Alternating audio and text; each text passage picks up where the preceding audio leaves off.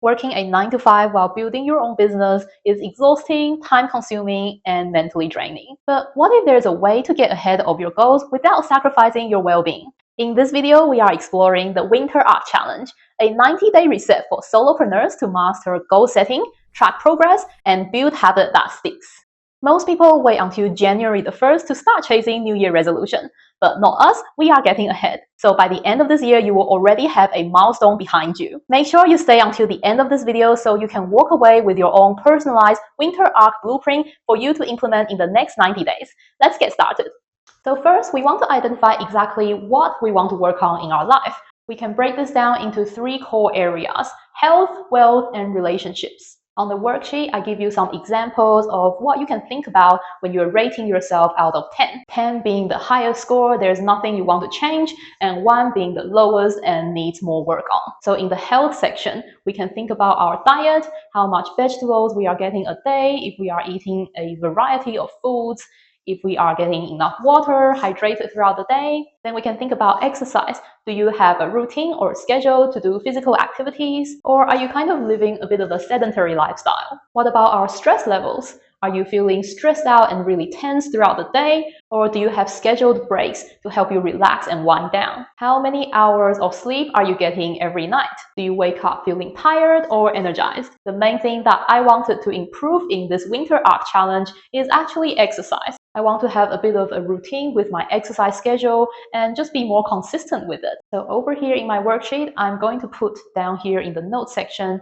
that this is going to be exercise for me, and I'm going to give myself 6 out of 10. Moving on to the wealth section, we can think of wealth as our savings, our income, or even wealth of knowledge. Maybe there is a passion project that you're working on that can potentially be monetized in the future. Or you can learn a new skill that is in high demand that complements your current work. Maybe it could land you a promotion or other new clients. And in the last section, we have relationships. This can be the time you spend with your friends or family members. It could be networking opportunities or just broadening your social circle. Now you have scored yourself across the 3 core areas of life.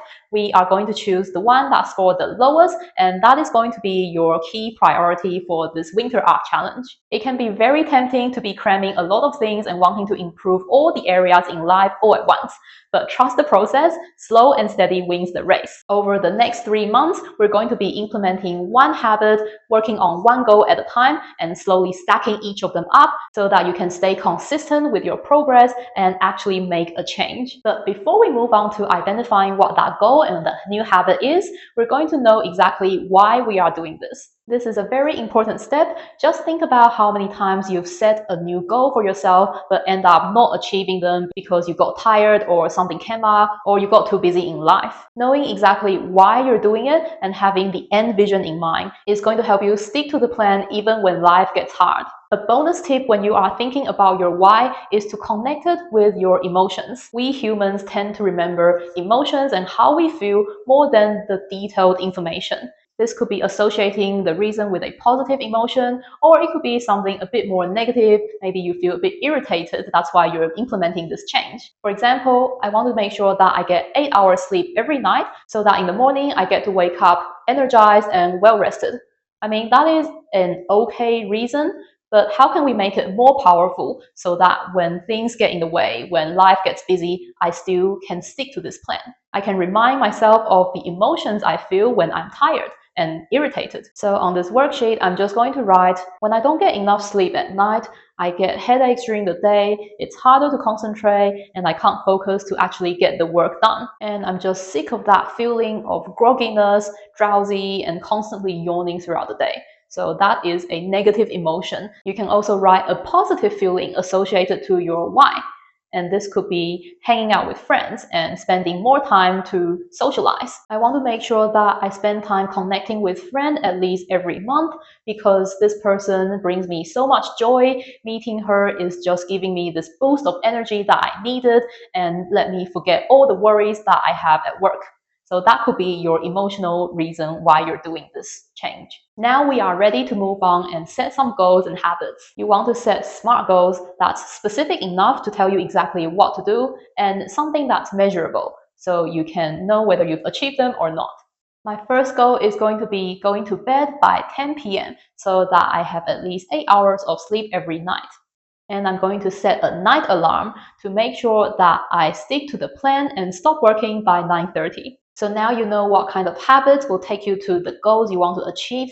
You want to anchor that habit to your existing routine, your existing old habit that you are already doing. For my goal of making sure I have enough sleep every night, I can anchor that with the time when I brush my teeth. So whenever I brush my teeth, I'm going to put my phone on Do Not Disturb, switch off all my devices, and make sure I'm logged out so that I don't accidentally go back to work when I see a notification or a work email come in. And in my second month where I work on my exercise goal, I want to further stack that new habit of exercising with brushing my teeth. So I will turn my phone on Do Not Disturb and I will roll out my yoga mat right next to my bed. So in the morning, the first thing that I see is that yoga mat right in front of me. There is absolutely no reason for me to forget or accidentally miss this. I literally have to walk over it to get out of my bedroom. So you might as well just do the workout, right?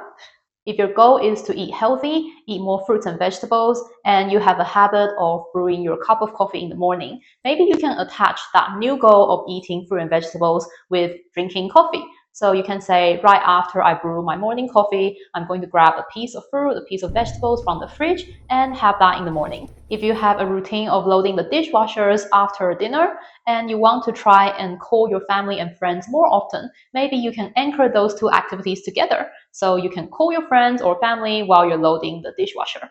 In this section of the worksheet, you will fill in which old habit you're going to attach your new habit with, and which day you're going to do it, what time of the day, and for how long.